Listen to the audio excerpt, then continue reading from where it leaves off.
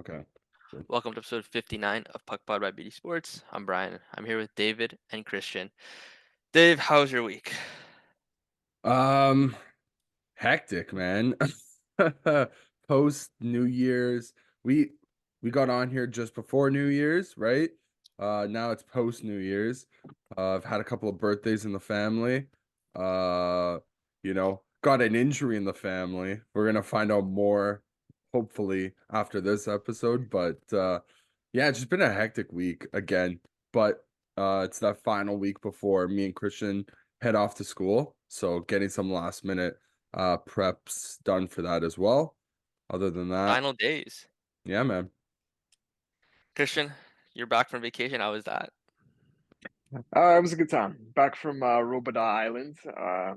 No longer a healthy scratch, but it was definitely a relaxing time in the Bahamas. I was worried that I wouldn't be able to relax, just being like so close to going back to school and whatever. But no, dude, as soon as you get there, sun hits your face and you're having a good time. Uh, Sunny half the time, rain the other half. But even with rain, it's a really cool place where we went to, and it's a good time. Shout out to David Camp for also being a healthy scratch with me while I was gone. But I listened to the pod while I was on the beach, and it was a really good listen. I really enjoyed that. And yeah, happy to be back, ready to go back to school next week. That's about it. Yeah, starting 2024. Like, kind of weird how you guys are back to school now, and I will be going back to school. I fly out in a couple days. I fly out on Saturday morning, 4 a.m. flight. Ooh, I am very not into flying. I'm kind of sick of it, but Brian, are you a night flyer or a day flyer? I'm a whatever gets me there safely. Whatever Flyer. gets you I'm there indifferent. safe, sound, and quickly. Well, he said, Yeah, what'd you say, 4 a.m.? Like, I mean, that's basically borderline between night and day. I don't even know what to call that. It's I probably more That's day than night. night, That but is that I, is night, dude. honestly, what you're I getting on the plane at night and you're getting off in the day. That's yeah. yes, That's a what night I do with flight. flights, honestly, is whatever's cheaper. Like I will like It's normally those flights. Yeah, yeah, The that's overnight fair, ones, man. yeah, 2 a.m., yeah. Well, and it's then the I what, a start 2 hour flight for you though, right? I think you were saying. yeah, 90 minutes. Okay. Okay. That's not bad. It's so how do I say this? I'm scared for this semester because I have an extra course, and last semester was already bad. So ugh, it's gonna You be got tough. this, Brian. It's gonna You be got this, hectic, man. but you got it. You guys going back too, which is good. It's gonna be a change for all of us, but we'll see what happens. We can share in our academic suffering, okay? For Yes. sure. Okay. Getting a good on topic. Did you guys see how Canada lost? Got knocked out by Czechia? I don't know if I saw, but I was refreshing my phone at the airport, waiting to get back on. But again, back to Canada, and yeah, I saw they were down 2-0 in the second period. I was like, oh god, this is not looking good. Saw them tie it 2-2. I'm thinking, all right, we're back in control. It's a very winnable game. And then I saw afterwards that we lost with 11 seconds left. Czechia scored that third goal. Heartbreaker. But Did you I'd be see how lying they if I said scored? I watched any actual. No, I haven't seen any footage. Okay. No. So the Czechia player is on the left side. He just throws it on the net, and it's routine for you just for the defenseman just to like deflect it or get in the way, right? It hits. He deflects it off his skate or tries to block it, and it just goes through the Canadian goalies. I think it's Rousseau 5 hole with 11 seconds left. It was really Yeah, really tragic. he caught him like without the deflection would have been a routine save, but that Right. deflect like it just completely threw him off. And it's so harsh for that. I believe he also scored. It was either the first or the tying goal. I forget which. I feel Oh, like I saw this. Wasn't it? Yeah. it was Oliver Bonk who Yeah. it Yep. deflected off of. Isn't his dad Czechia? Like, I'm pretty sure Hmm. Radek Bonk is his dad, and Oh, it he like might played be. in the NHL, and I'm pretty sure he's from Czechia. So that's an interesting way for the game to end, then, to say the least. Yeah.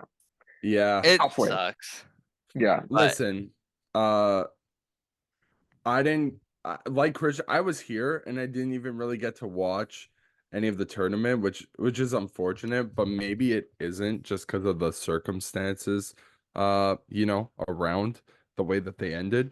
I don't know. My feelings are kind of like mixed. I think we always have like a bit of Canadian hype going into the tournament, like regardless.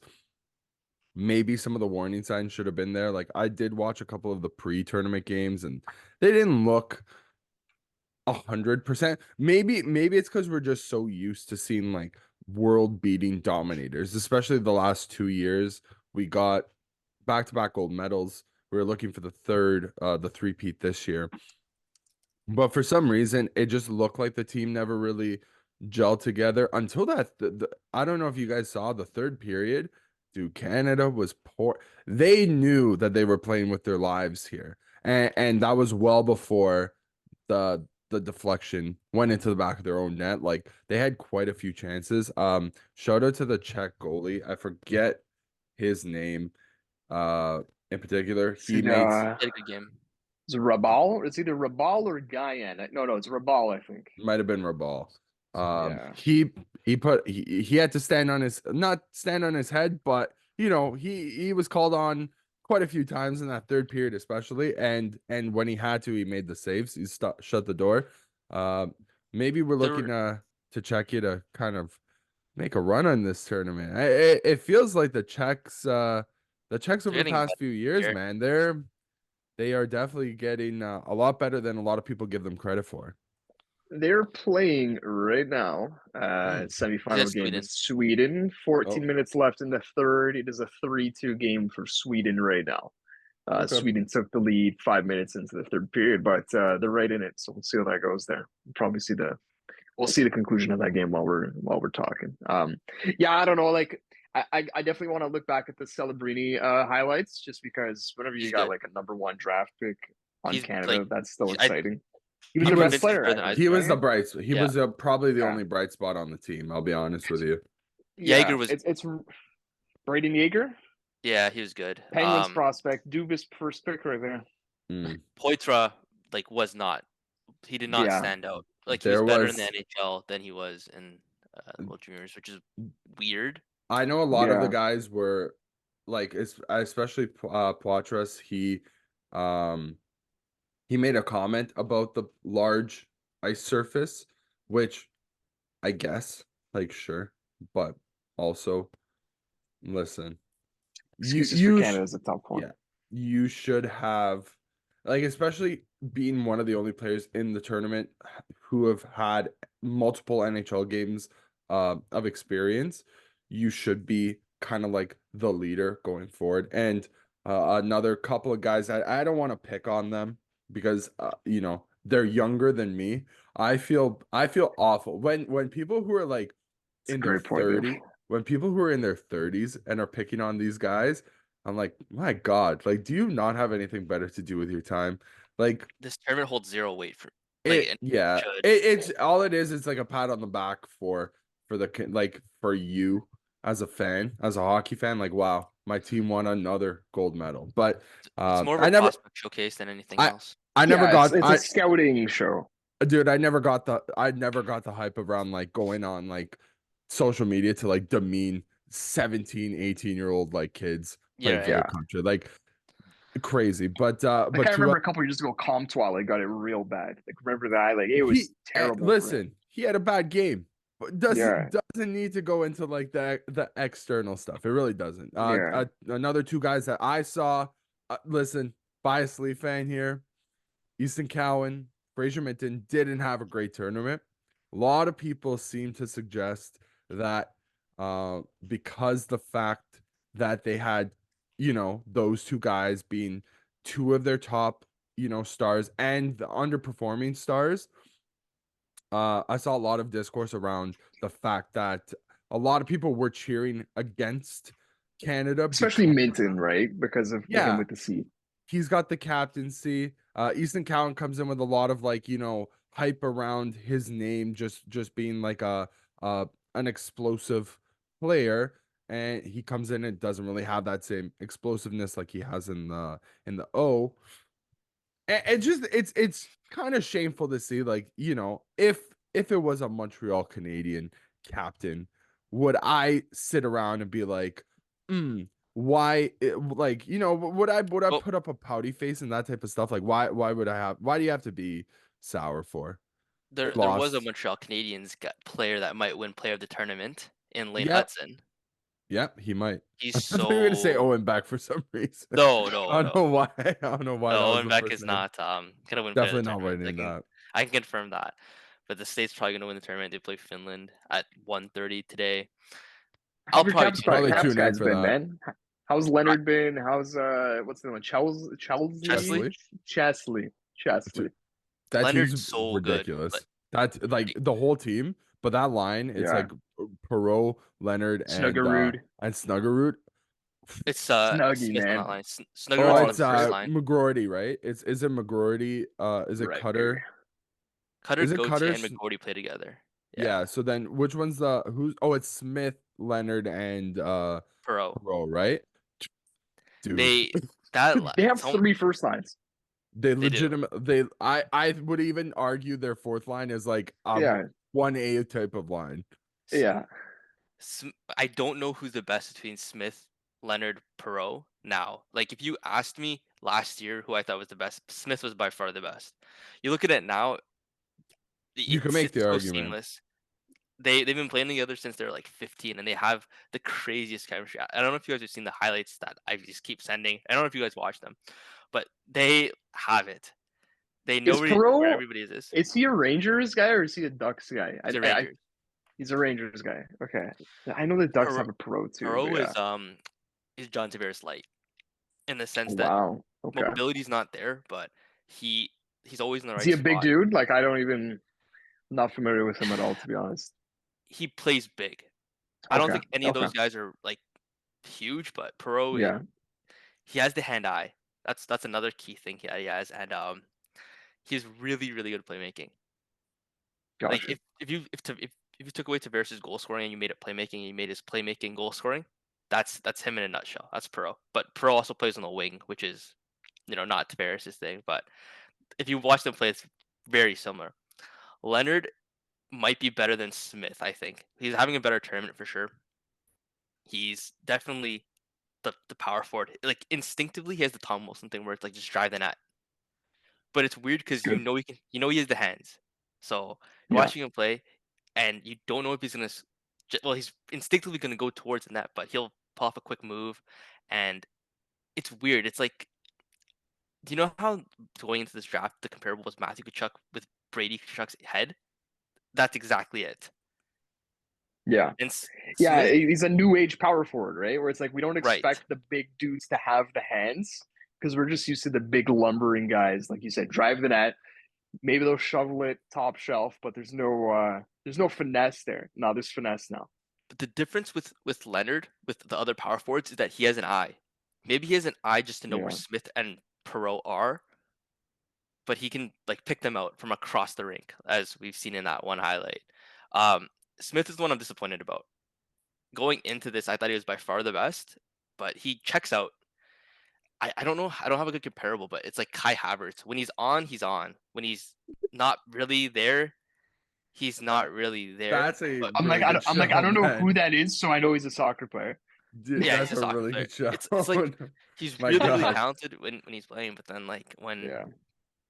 when he Would checks you out, say it's like Paul he Pogba? just no, not to Okay. that extent. But So basically, like, if he's not doing stuff offensively, he can't impact the game in other ways, is what He you're looks saying. like a bit of a float. he does the minimum. Like he passes. Like he's literally 50% on that. But I don't know. I expected him to be a full 200-foot player, Yeah, and maybe that's just like the added pressure of Yeah. being a fourth. Like in another year, he's probably the first overall pick. Like let's say he right. shift He's in Will that Smith echelon. to this year's draft. It's more like a Celebrini or Smith debate, right? Like it's more comparable than Smith over Bedard, Bedard, Fantilli, right? Carlson. But Carlson. Okay. but Smith, like he's still like when he's on, he's on. Like he's still elite, still world class. Like you can tell he's going to be a first line center. He may be the first line center for the Sharks next year. Cutter Gauthier has an NHL shot. This guy's a laser beam. He is NHL ready, and when the Flyers call him up this playoffs, it's if they make the playoffs potentially, which we will get into later. It'll be interesting. It's And also got a sick name, okay? Like that, you get bonus points Cutter. for that. When you've got a Cutter and a Rutger on your team, you're doing well, man. Yeah, you're doing And a something right. Snuggerud, my God, Snuggerud's really, really good. Like yeah. really good. Blues got a lot of prospects actually in this tournament, like Snuggerud, Stenberg on Sweden. Who's the other guy I'm missing? Another on Dvorsky, Czech. He's a Czech or Dalibor. Slovak. Yeah, he's Dalibor. think. Another Dalibor sick name, man. is a Czech. If I'm Yeah, The not last- you've got a Dalibor and a Snuggerud. You're doing well, Blues. I love it. The last guy that I wanted to talk about Team USA, Isaac Howard. He will. Yes. He's owned by the Bolts, but we know he's gonna get dumped off this deadline to some random team. But no, he's a The beast. only thing I could tell you about Isaac Howard is his draft getup. Do you guys remember that when he was drafted? Because it was after the Bolts won the cup, and like he was like just wearing this big belt, like he was just not dressed traditionally for the NHL draft, and I'll never forget that. He's got some style, Isaac Howard. He's I'm glad to see it. he has the same energy as like Colby Covington of from the UFC. If that makes sense, but no, he's a good player. But he probably won't be on the Bolts, in a few months. So, any other guys? What about who are we talking? Who's the goalie? Augustine? How's Augustine's his good. tournament been? He's been sick, but Like he's gonna be an or NHLer. Like it's Both, Dave. Yes, the answer is yes to your question, Dave. Both. like I no, don't like know he's if, I don't know if he's, Brian's he's off. sick I in the sense just- that like he has a he's doing cold. good. Oh, okay. That's what I. No, he's a good player. Okay. I misinterpreted then. Wow. No, Probably a bit of both. he played the beginning. He played the preseason tournaments, but Fowler was in that for the other two games. And like when you're winning 7-2, you have Will Smith with on the your hot third hand. line. You Doesn't don't really have to. Yeah. it doesn't even like thing, right? It's not even a showcase on his talent so forth. Like we won't see his talent showcased until like I don't know, maybe the finals. potentially. I think this stage is gonna steamroll the tournament. All right, that's a lot It of World might. Juniors. Winter Classic. This is something I did not watch because Dude, I don't know. I don't blame you. It wasn't it should have been so much better. The game in itself was not great. It was a 3-0 Kraken win. So hats off to the Kraken for winning at home. That's always big. I don't know, for whatever reason. I don't know if it was the ice conditions. I don't know if it was New Year's Day, that type of thing. Something might need to change with the Winter Classic. Maybe getting rid of the New Year's Day game. I think you Looking nailed it, Dave. Yeah. we need to there has to be questions being asked to the NHL and the constructors of the schedule and everybody involved. I saw a stat today. So they looked at the viewership for the last, I don't know if it was all Winter Classics or if it was at least up until 2012. 2012 they were drawing in about 5 million viewers. Over the next few years, it hovered around 4.5. That includes like I think the Leafs Red Wings one in 2014 was either the second most viewed or the third most viewed. It's always like the Boston ones that do pretty well. But as the years go on, the numbers gradually drop. 2021 was the noticeable drop off. And that was just before the shutdown of everything as well. Like that was the Nashville-Dallas game, if you guys remember, which was a pretty good game, I think, because I watched We've it. got the eternal meme of Corey Perry walking The walk of shame, across man. the arena. Yeah, like that's that right there. I couldn't tell you who won the game. I just know the Corey Perry thing. I do remember that was an eventful game, and it was highlighted by that moment. Yeah. But that was the first year of the real big drop off in numbers, and it hasn't gotten better since. We're in the 1 point something millions now for the ratings, yeah, right? so Like you said, last it's year gone from 5 to 1. Yeah, last year I believe the numbers got resuscitated a bit just because it was the Pens and the Penguins and Bruins, right? Bruins, yeah. Big historic teams, two of them right there, right? Even that just resuscitated it to like if it was 1.3 the year before, it went to like 1.6. This year it hit 1.1. So it's just been a steady, gradual decline. I don't know. I don't know what the fix is. Like we could sit on here and be like, listen, this is what the NHL has to do if they want to make this Winter Classic successful. But I don't have the answers, Sway. I don't know what you do with this. It sucks too because I used to love it. I used to think that it was like Yeah. Well, the isn't best it like time of how the you year. feel as a kid about like the All-Star game? Like I used to love watching the All-Star game and the skills comps. I used to cheer for Marian Gaborik to win All-Star MVP in like 2011 or whatever, just random things. Because as a kid, you're just like, oh my God, it's all the best players in one spot. And with the Winter Classic, it's oh my God, I've never seen this stadium. This looks really cool for a hockey game. Um, when it comes to diagnosing this year's low ratings, I think there's a couple things that play, and Dave mentioned a bunch of them. Um, I think number one, too, is the matchup. Yep. Vegas versus Seattle. While these are markets that have increased like the NHL's revenue as a whole, there's not really a rivalry there. They're not So legacy organizations. yeah, it's a little bit of the league patting themselves on the back type of thing than let's say giving quote unquote the fans what they want. But at the same time, like giving I Seattle a game is a great idea, I think giving right? both of them the game, it was Yes. actually it's a good idea in hindsight. The only problem is you're not really bringing outside. It's great for the Yeah. two markets. That's the They should problem. have, you know what they should have, and which is fine. Like I'm okay with that. If like, let's say Winter Classic moves from being a TV spectacle than more than just a or just going to be a local spectacle. Like I'm fine with that. Like I still think it's really cool for local fans. Maybe we just have to drop our expectations on it Well, as a didn't you go to TV one? spectacle. I went to one. I went to the Centennial Classic. I had a fantastic time. It's 100% other than like a playoff game. It's my favorite game that I've ever been to. Right. And that was also a great on ice game outside of just Mhm. the spectacle of being outdoors.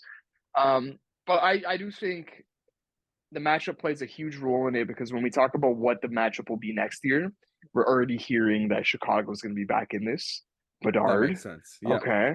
So let's say we throw Chicago in. Listen, I don't know who's your matchup. Chicago The Rangers. I don't like. Chicago has had quite a few like Yes, of it used to these types be. of games where it was to the point where they really didn't like they were good. Yeah, They didn't deserve it, but now I think you get a team like it's Bedard and dude, that could be Bedard and Fantilli and Columbus. Like do that. Do something. yeah. Get the eyes going. I don't know. Maybe The Bedard. ratings probably go up a bit with that. Like I think we're probably touching. You're going I back to think two, I think right? Chicago. I think Chicago, regardless, the numbers Yeah, go up just because of especially if we throw the that game in Chicago. yes, Oh yes. yeah, You put that oh on yeah, like at Soldier Field or something, yeah. yeah. It goes crazy. So that's And now sorry, yeah. Go ahead. I have another question is do we think maybe there's a slight fatigue to the Winter Classic 100%. Or formula? outdoor games as a whole. It's I'm not there though yeah, because like if you give me a good matchup, I'm 100% tuning in, right? I do think that's part of it too. Is we see don't have a Vegas Seattle storyline going in. I think what yeah, the NHL should do is make that the fourth game of the season between Vegas and Seattle. Put 3 games of Vegas Seattle in the month before that. Get something going, get some something going. momentum builds, right? Like the whole thing was like Washington versus Pittsburgh in that Winter Classic and the series to that, or the games between them beforehand and the different streaks that they went on, right? Like that was part of it. We don't have that now, right? So I do think that's something that should be going on. I was even thinking about like just like changing the date itself, but I even agree with that that. Dave, I what's on New Year's Eve though? I no mean, what's on New Year's Day in the US? Because from being where I was, it was all about the Rose Bowl. It was all yeah, about the other but semifinal game. and I think that's the problem is Yeah. that the NHL will just never get to that level. Like obviously football Go. is going to trump hockey. Let's not beat around the bush here. Let's not be naive and coy about it. It's going to happen. I still don't even think the New Year's Day, so like time slot is even that bad because besides football, it's only that game that was on. Like there wasn't really any NBA games until later that night. They had 3 of them. You know what I mean? Yeah, Like yeah, in a way, if you want people to come to the hockey game, you should get people to come there because like there's not as much like yeah. okay, if they did that on New Year's Eve or Christmas Eve, New Year's Eve wouldn't work. Yeah, I thought about that. I don't think it right? would work. You know what I mean? Like People are it not doing sports on New Year's Eve. let's go through those there's what 4, let's just say 4 days there where you could get people to come. You have Christmas Eve, you have Christmas Day. Christmas Eve's a no-go for any sport, though. I don't think there's no sports on Christmas Eve. Or yeah, right? No, I think it's Yeah. Christmas Day. No, they were didn't the NHL have no, they had stuff Christmas they didn't have anything over Christmas. NHL does a They 3-day blackout for Christmas, but the I'm trying to think other sports for Christmas Eve. NFL took over Christmas Eve. That's what it was.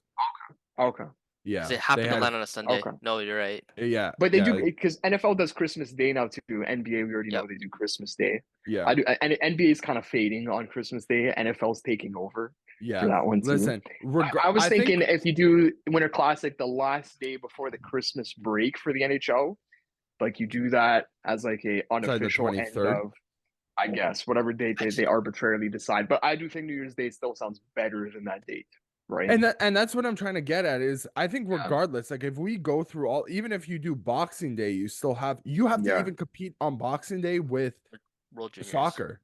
No, I was gonna Right. say Soccer, international okay. sports because they like soccer in England. Premier League. Boxing Day is that's one of the biggest days. They play all Yeah. their games on Boxing Day. You have to compete with regardless. My point is you're gonna have to compete with any team. Changing the day, I don't know if that matters. Maybe you look to put it on a day that's not as important, but it's kind of just convenient. New Year's Day, people are at home New Year's Day, right? Like you can have that guarantee that if let's say 75% of the population is at home, you can maybe get a lot of those people watching your program because they've got nothing else to do, especially if they're willing to seek out your sport. Yeah. I think the problem is that they're not allowing people to seek out their sport, and that has been the problem. And it's just kind of now reflected in the numbers, basically. Last 2 Okay. things I've got here. Yeah. Really quick. We talk about the fatigue or whatever. I don't think the Winter Classic is going anywhere because if the Winter Classic was losing the NHL money, we wouldn't have had it. Like it would have been gone already, right? So whatever the NHL has set up, profit margin wise for the Winter Classic, it's got to be working at least a little bit because it still exists. And yeah, I think we just need to move our expectations for it away from TV and just actual in-person events. Um, and I think that's just kind of how we have to look at it going forward. And that's fine. I think I don't see a world where getting rid of the Winter Classic is an improvement on the NHL product, right? I think if you remove it from the calendar, we might actually say in 2 or 3 years, oh, I missed the Winter Classic. Even if we don't watch it, it's part of the essence of the NHL calendar. That's I don't know if kind of like how they stopped going overseas for games, and now that they are going overseas, it's romanticized a little everybody kind of wants to see the overseas types of games. Yeah. You know what, if they maybe Yeah. take a 5-season break from the Winter Classic, I don't think it could be that much of a problem. You know what I mean? Yeah. I just think it's whatever. Like if they host it, they host it. If they don't, they don't. I'm If it indifferent. comes to your city though, you are excited, right? Like if Toronto's involved, I'm excited for it. I think Right? so too. Yeah, Would for sure. would you guys Okay. go again though? That's the question. I would go. I haven't been. I would go. I would 100% go. The tickets would be exorbitant, but Listen, it's a once in a lifetime type of event. I didn't have the chance to go to 2014. I might have had the chance to go in 2017 to the Centennial one. If there's Yeah. one with this era Leafs like coming, I'm probably gonna try to find a way to go. Okay, I like the way they put it. Okay, let's move on to the next topic. 2 teams that are surprisingly good. I don't know if one of them is the real deal, but the other one looks good on paper at least. Flyers and Jets. Flyers currently sitting in my team spot in the first wildcard spot that we should probably own, but we have a I was we have like, a what game did in you hand. mean by that? Yeah, and then the Jets are just straight up second in the division, 1 point behind division leading Avs with 2 games in hand on them. I do think you're right, Brian, in saying that one is legit. One is more legit than the other one. Like I think one team is good, the other team might be great, and I'm Yeah. assuming we're in agreement on which team is One good of and the other them one is great, right? One of them could be playing miles above their head. The other one is Yeah. playing at the level we expected them to be playing at. And we're Let's gonna say start with the Jets are who? Which one? The Jets are which team?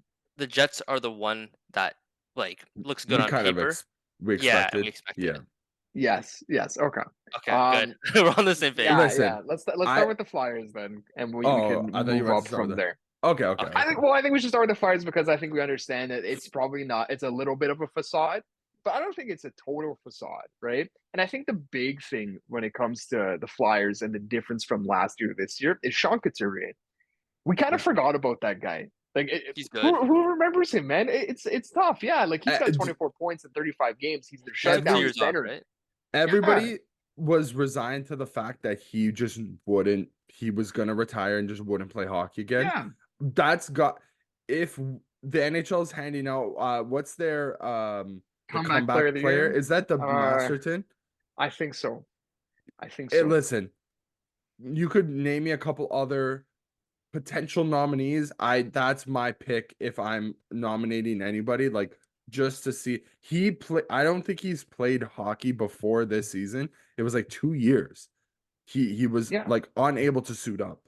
Like that is ridiculous. Most players after, what is it, 4 weeks off, they need another 3 months to get back into their old form. Again, this guy 2 years off and he's right back where he left off. Like ridiculous. And it is more than Couturier. Like Konechny's got 33 points in 37 games. So if he's around a point per game, he's showing that last year wasn't an aberration. Like he is this guy. I think we're pretty solid in saying that. Farabee's had a bounce back, 27 points in 37 games. He had a really tough year last year. He seems to be good. They've got some rookies and Forster on their third line. They've got Bobby Brink. Bobby Brink, man. Truck. What a name, dude. Back that Brink truck Back it up baby. for him. He's half a point per game. Even Forster. Forster's playing 17 minutes a night. And we'd be remiss to not mention the coach here has a big part to play, right? Yeah. And I think a lot of us were lambasting him last year and even before he took the Flyers job. He definitely deserves credit. He's the ultimate shelf life coach where I don't know if we think this is going to be sustainable forever, but he'll get a lot of routine.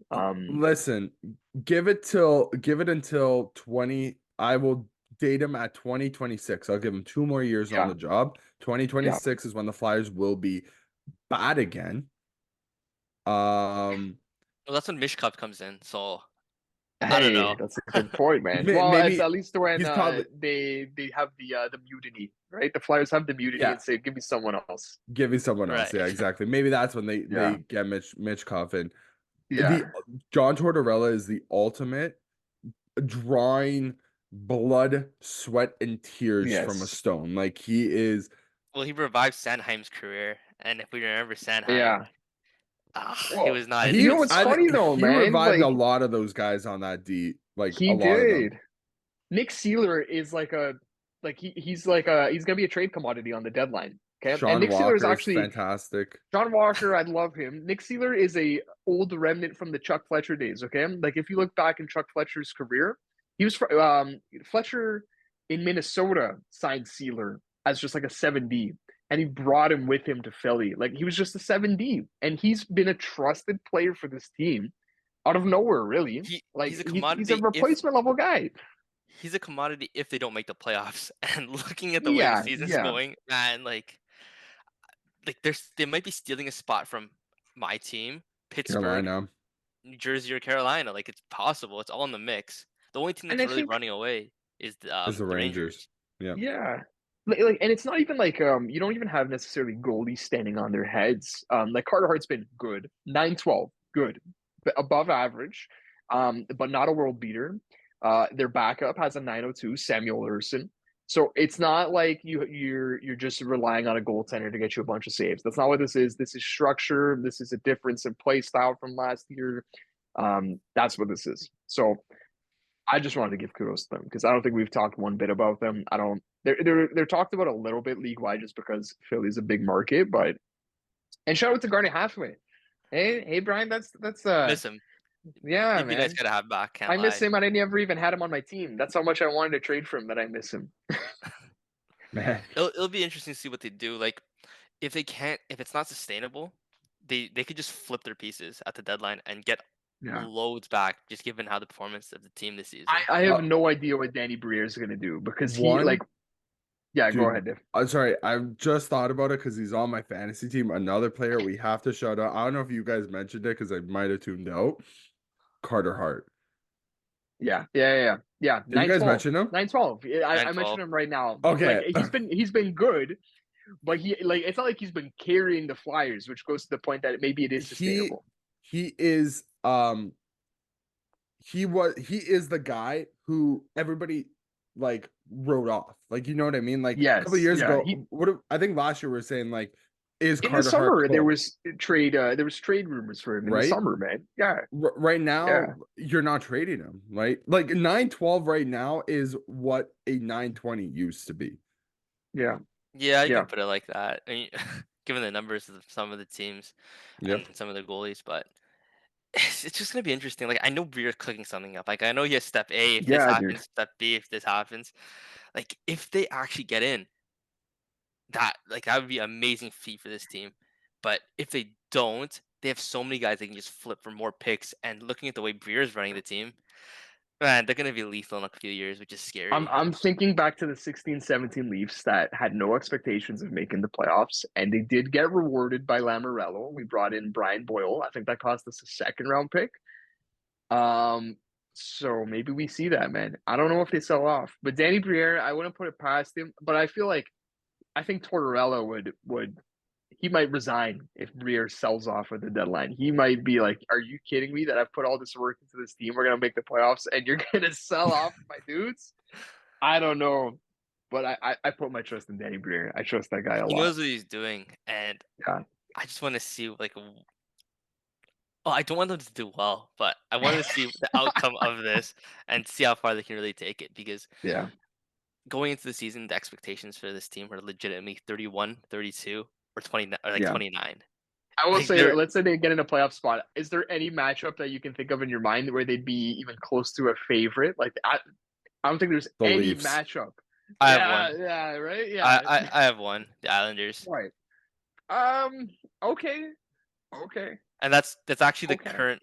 I think that's no, it's not the current matchup right now.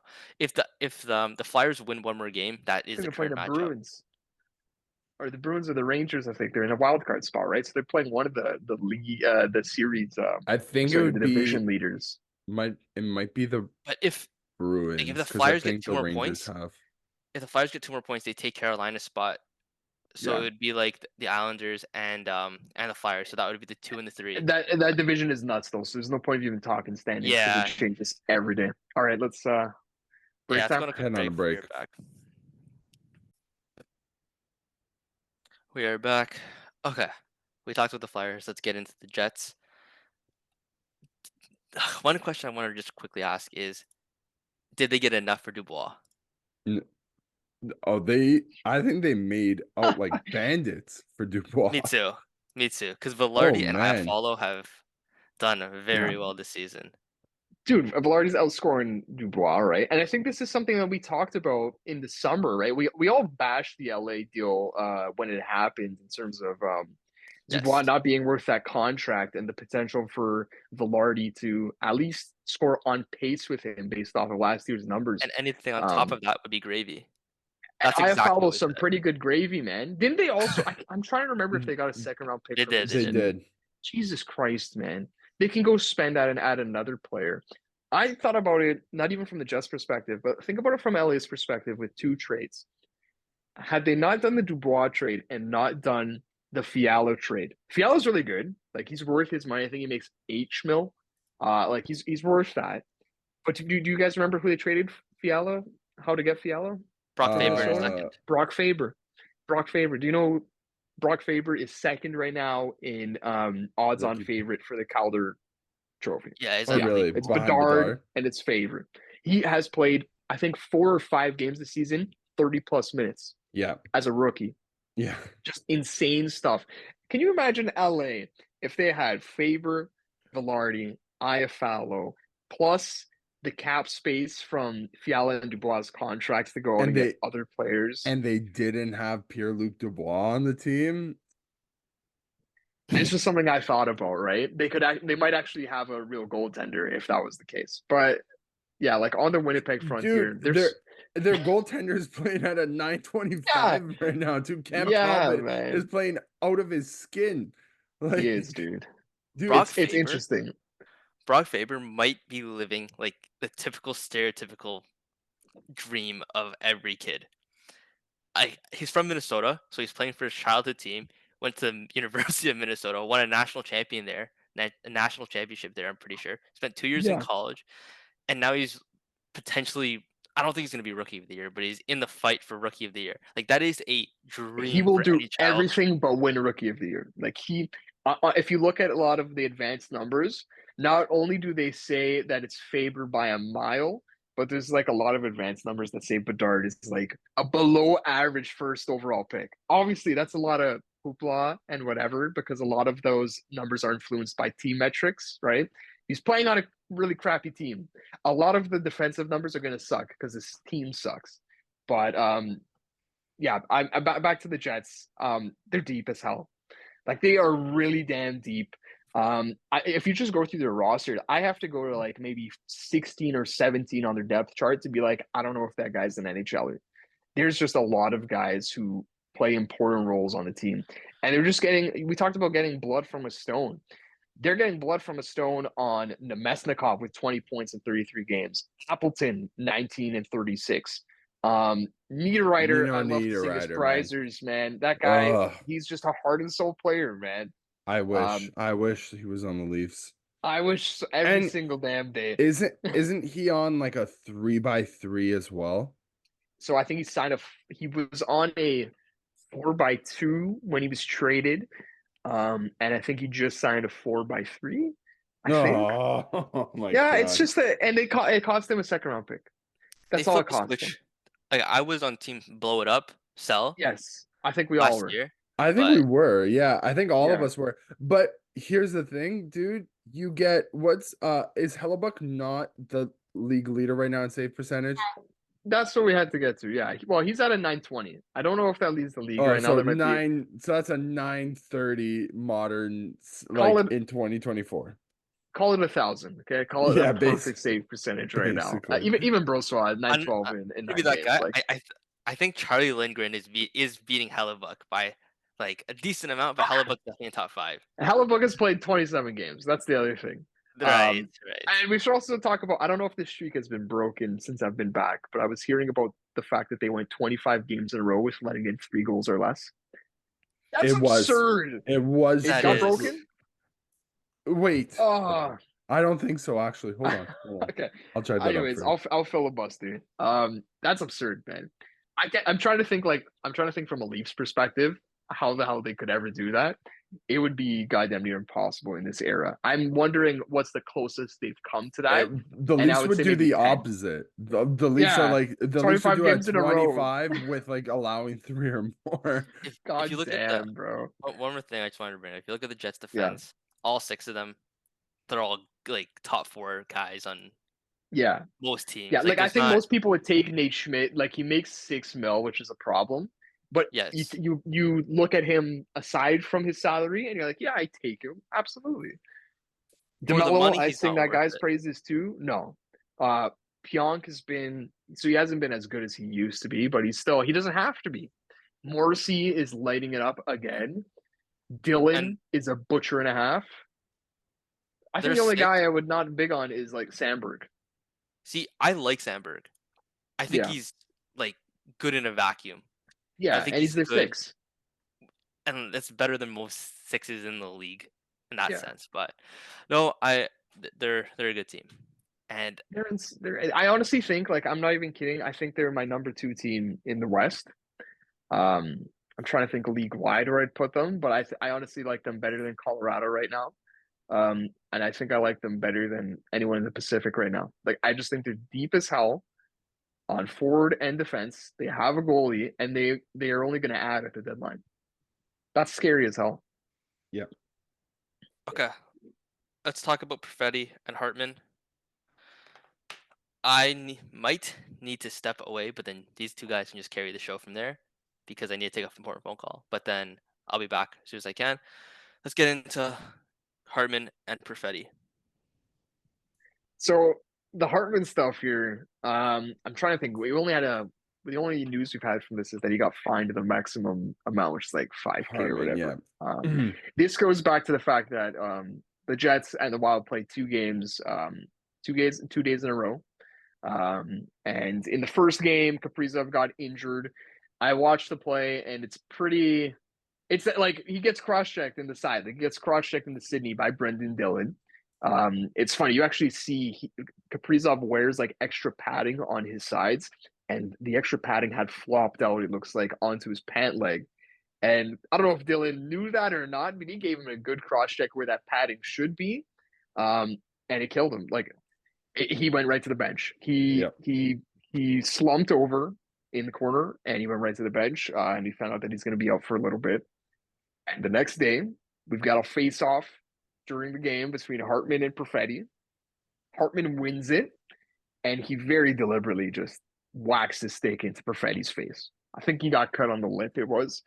And the interesting part of this, Dave, do you want to get into what was so interesting about this interaction that we got to hear about later? Yeah. So Cole Perfetti was mic'd up. Was it through the broadcast? Was that why or was it through the Jets I think media? it was probably through the broadcast, if I had to guess. I don't know He for was sure. mic'd up? I thought He the was. interesting thing was that he wasn't fined. So we'll get into what the rules are with that. But yeah, he was mic'd up, and what did they catch on the mic? They caught Ryan Hartman basically saying like, this is like, it's not nothing personal against you, but Nothing personal, kid, but gotta gotta freaking take jam your eye face for an in. eye, baby. Literally almost took his eye out with that stick Yeah. as well. Like, Kidney for an eye, man. Yeah. So I saw that someone mentioned the rules with this. There actually is something in the CBA about this. You're not allowed to use anything caught on mic in like a suspension argument or anything like that. oh, So you mean the it's not exact allowed to be. opposite? You mean the exact opposite way that we judge guilty or not guilty verdicts in society? No, I see. It's like, I if you see. want to be absolved of all sin, just playing an Yell it NHL into a game, get mic. mic'd Yeah, up, and you can say whatever you want, and it can't be crazy. used against you. That's Yeah. unbelievable, dude. Like, Yeah. I don't know. I think uh, Hartman should definitely got more than a fine for that. Like, it's a nice whack in the face, and to know that it was deliberate as hell, that's interesting to say the least. And I think he should have been given a little bit. They should have thrown the book at him at least a little bit. You dude, don't have to even throw a dictionary at him, but maybe throw like an a paper encyclopedia, book, okay? Yeah, something. like, come on. Okay, so just on the fact, like, just watching the video, you probably say to yourself, like, it's a high stick, but dude, like, that's a errant high stick, and it's like one game just off video alone, like, wouldn't have sufficed for anybody. Like, it had to be the Yeah. fine that does nothing. And then you caught him on you have him on mic, like on tape or whatever, saying what he said, knowing that it's now deliberate. He did that deliberately. Thank God it didn't end up any worse. Like, sorry, Cole Perfetti didn't end up any worse for wear. Like, literally 2 inches, and you're taking out an eye. Another, Yeah. Couple more inches, you're hitting like the brain right there. What if he high sticks his nose and he breaks his nose? You know what I mean? Like, there's just so many variables that could have went into that. And knowing the fact that you have him on tape saying that it was deliberate, and you still went ahead, granted, you went with the rule that you set, which is a I don't even think bad like we have to rule. yeah, it's a terrible rule, but like, just watching the play with no other context of what happened the game prior or what we found out afterwards. I still think it's a suspendable play. It's At a Yeah, it's a least deliberate one game. high game. stick to the face. At least one Yeah, game. like I don't even Wow. think it has to be that deep. Like I Unbelievable. don't know. Okay, That was an you guys interesting can saga get to into play. Zucker Cousins. I will be right back. Yeah, we'll Sounds take it good. from here, Brian. Yeah, Zucker and Cousins. This one we didn't have to wait between 2 days. It wasn't a 2 game affair. This happened in the span of 20 5 seconds. seconds. Yeah, not Yeah, even. yeah, not even, man. Cousins runs. Can't remember. I think it was Valimaki into the boards. I don't know who the Yeah, Coyotes I player think was, so. but he runs him into the boards. Honestly, didn't even get him square in the numbers. It was a bit of a side check. Didn't get him flush, but it is into the boards. This is at the But Arizona blue line. but it was somebody who was like Valimaki was pretty vulnerable. I think he was on Yeah, a knee, right? Like yeah. his head was It could have been a it, lot worse. it looked like the head was going to be the primary point of contact for whatever part of the body that Nick Cousins hit him with, and He threw his whole body. he just happened to go in with his thighs, basically, Yeah, right? We yeah. kind of saw that kind of play reminded me of do you remember Nazem Kadri on Tommy Wingles? Oh, Do you remember okay. that? This I'm That was the one Tommy. that got I don't know if that This was the is one that got Kadri suspended for the indefinite amount of times, like however long the rest of this playoff this series had goes. was this when Tommy Wingles was this his second suspension from the Bruins in the playoffs? Was Wingles on the Bruins at that time? Because I know Yes, Wingles was like yeah, okay, so this had to have been the second suspension then, because yeah, the first one was on DeBrusque, right? yes, yes, Yeah, yeah, you're right. So this and then that suspension was it was Nazem Kadri for an indefinite amount of time or however long the playoff series basically goes, which happened to be Scott. it was like a 6 game suspension basically, right? Yeah, Uh that was really interesting. Like I think we were all like, what the hell kind of suspension is this? That's just a yeah. good throwback though. So Yeah, so that play just it reminded me of like a lesser version because Kadri clear like he caught like he bashed his head into yeah, the boards. yeah, I don't know if Nick maybe pulled up. I yeah. don't I know. don't. Like I could tell maybe there was a little bit of a thing.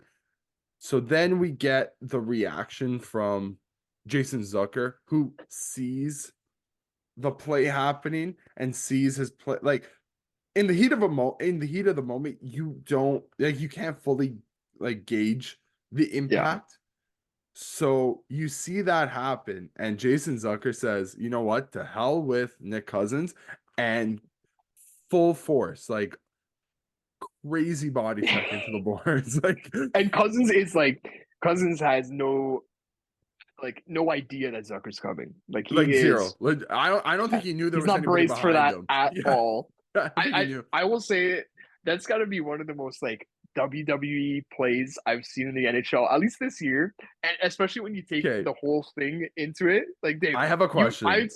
I do hit have a me. question. Me. Did you see how Nick Cousins fell?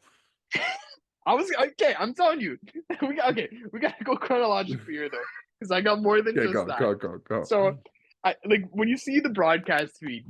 So Cousins makes the hit, and then it looks like Zucker's just skating by slowly. Like he looks like an innocent bystander. He's gonna go check up on his buddy, or he's gonna do he's gonna do the jersey Yeah. grab with Mhm. Cousins.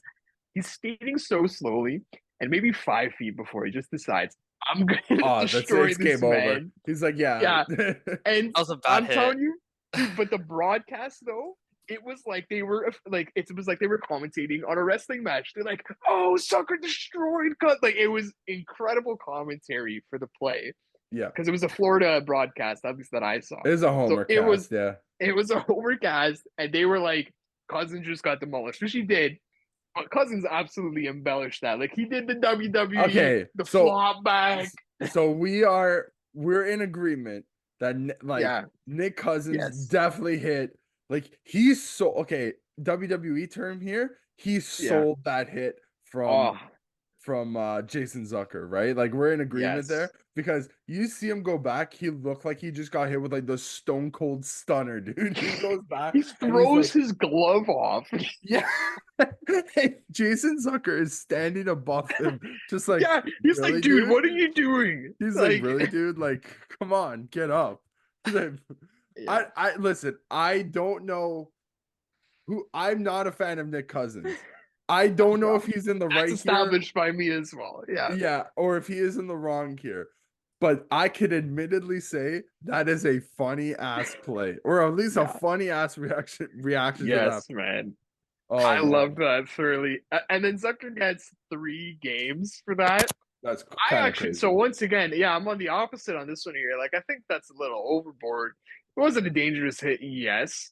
But there was no injury on the play here. And I do think he hit him in such a way that, like, he didn't violently clobber this guy. I don't know how to describe this without sounding like an idiot because he hit the guy in the boards. He did. Yeah, It just wasn't. It wasn't as malicious. it looked like he was. I don't want to say like he just like pushed him into the like not that he Yeah. pushed him into the boards.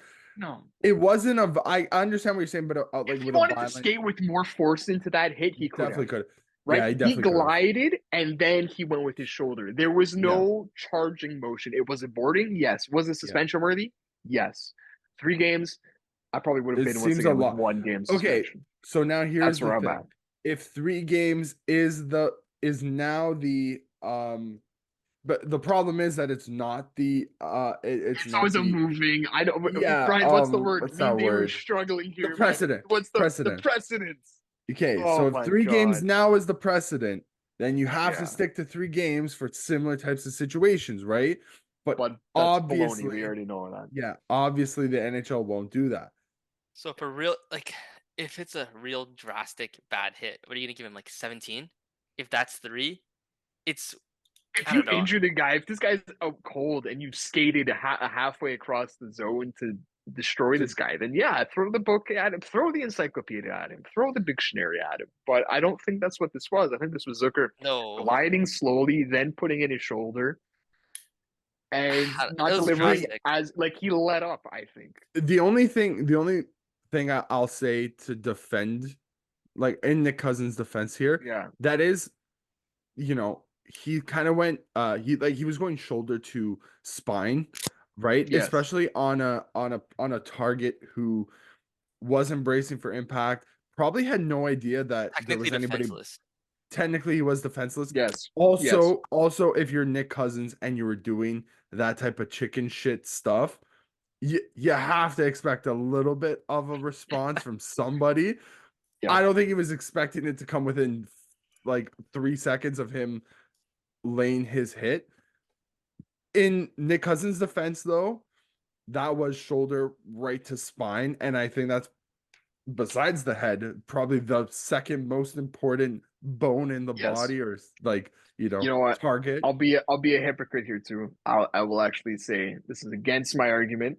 The puck is nowhere to be seen. The puck is gone. The puck is in. Forget Arizona zone. Forget the neutral zone. It is all the way across the other end of the ice. It's at least like 25 to maybe 50 feet away. So, okay, maybe they did do the right thing here. Maybe 2 games, 3 games. Okay, I'm coming around to it. Okay. All right. All right, let's move into caps. Did you guys know that we got 2 new players for the last, I want to say, week and a half? Not Wow. new, but guys that joined the roster. Has the first one played a game yet, or is he still practicing? Ethan Bear has played a game in Patch Ready. Debuted Okay. last night. Yeah. Okay. Wow. Give us So- the impressions then. Ethan Bear will be taking one of the spots of Nick Jensen or Trevor Van Riemsdyk. He will be slotting in as Sandin's partner for the rest of the season. I think. Two guys that you signed to extensions last year instead of trading at the deadline. Just one of them note got that. dumped this year. Yeah. Okay. One of them, I don't know which one, but like What about both? I saw TVR was healthy scratched one of the games. Is Edmondson back? Edmondson's playing, right? Yeah. Edmondson is back. So And so do you think he's better than Jensen and TVR? Like, it's weird because like with Ethan Bear, you're getting a guy that like you know what you're getting. Jensen has had ups and downs, and TVR has been the opposite. Like when Jensen's good, TVR's been bad. When TVR is good, Jensen's been bad. And we need consistency, and Bear gives us that. especially when you're playing with a guy with like Sandin, who I don't know has been shaky defensively.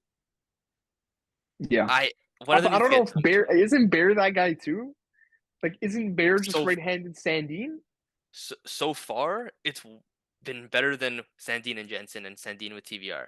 Okay. Okay. I Do I don't know. you One of these guys. do you think maybe we give that a little bit of runway Oh first yeah. before I you think make I think that? you do. We have until the trade deadline, I'd say. Mhm.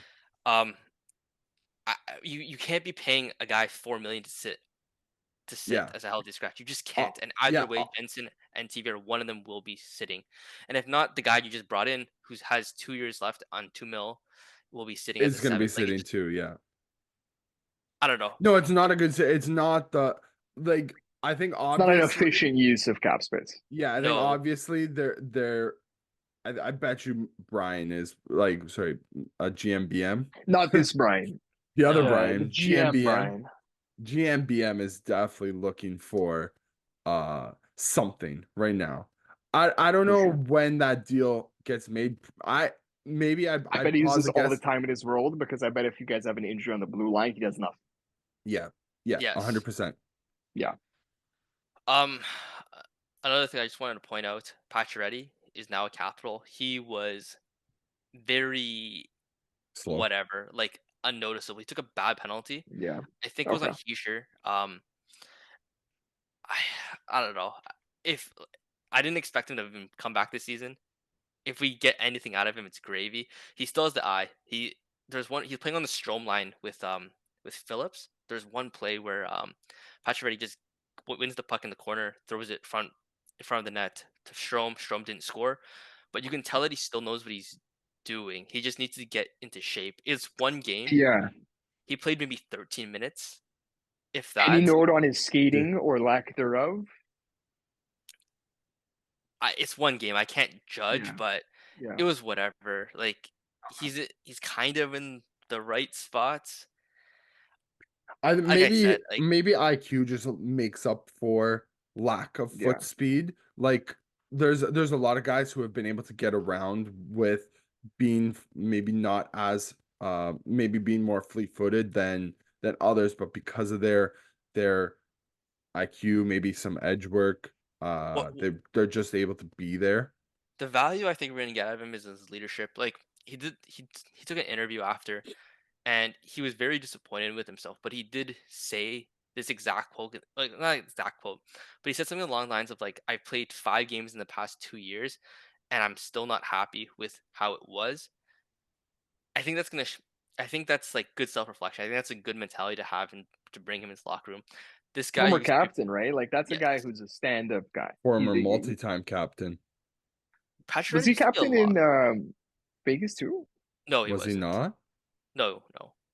He was Is it captain of Montreal. So man. Was he a Oh, yeah, was he a US maybe a Team USA captain? I have I'm no idea wondering off the about top of I my don't head, that. remember. Okay. but Why Anyways, did I think he was captain of the he was Knights? because you know what, he was really good on Vegas. Like he did really yes. well for them. I know he wore the Um 8 100%, but I was yeah, convinced that it was that he had the C. Then they passed it to Stone.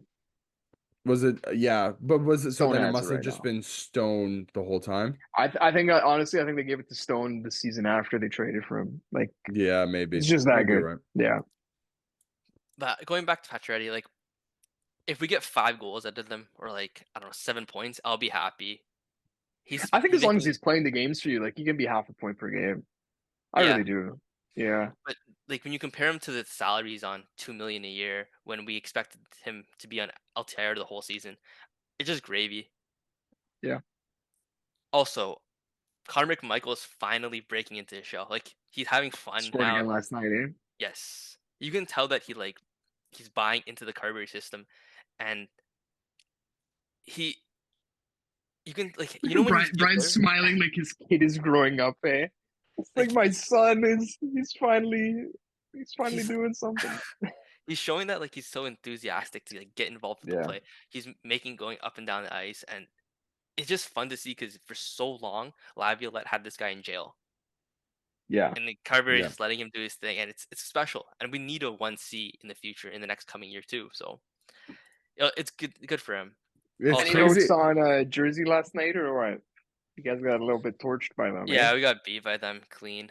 Fisher, my boy Dawson Mercer, and Yeah, he Michael scored McLeod, your 2 goals favorite against us. checking center. Yeah. There was Obi one scored. play. There's He scored. Okay. It's all fine. yes, but there's one play. New Jersey's in the power play, and then like Jack Hughes just does the typical like setup for Luke Hughes. Luke Hughes Jack claps Hughes it. does the Jack Hughes thing. Yes, Luke Hughes just claps it, and then he sure gets the nicest tip on it. Beat Shepard. Man, like I wish I Good had team that there, roster. eh? I think we all do.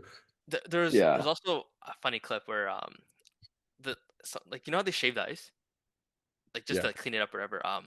Ovechkin just picks up a big piece of ice and just puts it in Vanecek's glove, like his old like their old teammates. I don't know why he did that or what it Yeah, means, it's funny. Yeah. It's just a little prank. That's good. Cold as ice. Vitek Vanacek. I also there's one more player I just want to bring up. Protest. He has some of the best numbers, and you can see it Dude. in his play. I don't know if it's sustainable. I don't know if his scoring is sustainable either because he has 18 points right now. But he's playing Half well, point, eh? like Let's go. ridiculously well. Half a point in Washington is like 0.8 anywhere else. So Honestly, man, like I look at your guys' stat page and I'm like, this thing is barren. This is a barren wasteland of offense. I don't know. Like Manta's probably like a top 2 scorer on our team right now. Jesus So Christ. I think it's he might weird. be. Yeah. Yeah, Jesus.